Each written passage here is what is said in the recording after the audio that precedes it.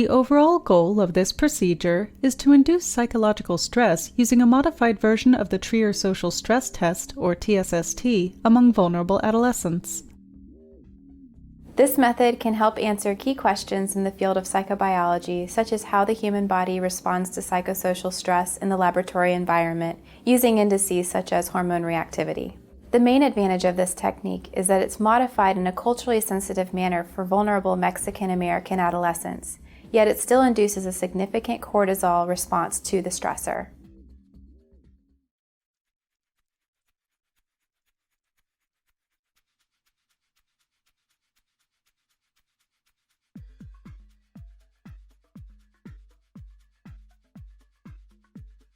Begin by greeting the participant into the lab.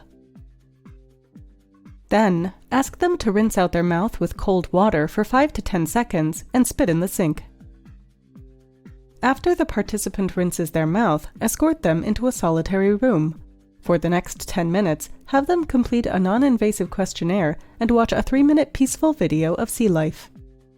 Next, to collect the first sample of saliva, place a line to indicate 1 milliliter of saliva on a 2 milliliter cryovial, and tell the participant to fill the cryovial to this line.